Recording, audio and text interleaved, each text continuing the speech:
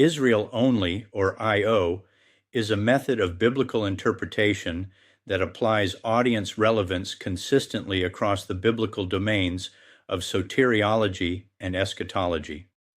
Often referred to as consistent preterism, it maintains that the same first-century audience focus used to interpret end-time passages must also be applied to teachings about sin, salvation, and redemption. When that consistency is maintained, the result is clear.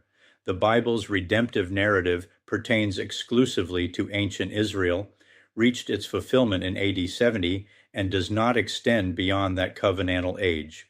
Within this framework, IO returns biblical words and phrases to their original Israelite context.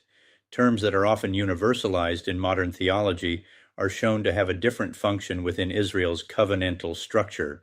For example, world, cosmos, frequently refers not to the entire planet, but to Israel's ordered religious system and temple community, especially in passages dealing with judgment and restoration.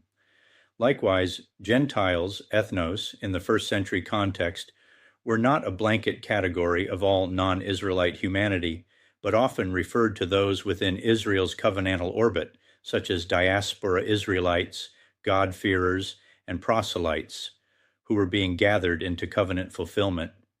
Gentiles outside of Israel's covenantal structure weren't under the law of Moses, weren't subject to its curse, weren't law violators in danger of an imminent judgment, and didn't need Jesus, salvation, and redemption.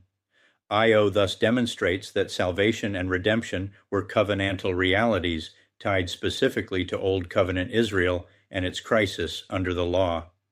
The gospel message addressed that historical condition, announcing the imminent transition from the Old Covenant age to its fulfillment. When that age reached its conclusion in AD 70, the need for that message also ended. This means that the redemptive problem the New Testament addresses was never a universal human condition, but a covenantal issue specific to Israel.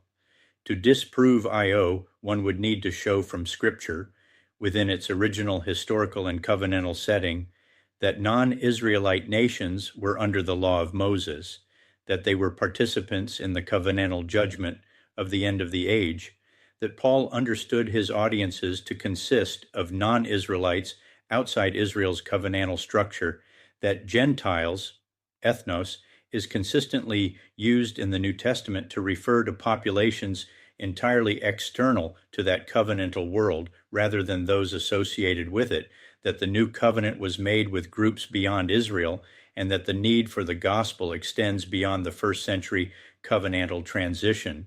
These are not minor points. They are the foundational assumptions within the traditional interpretive model. The question is not whether they can be asserted, but whether they can be demonstrated from the text without importing later theological frameworks.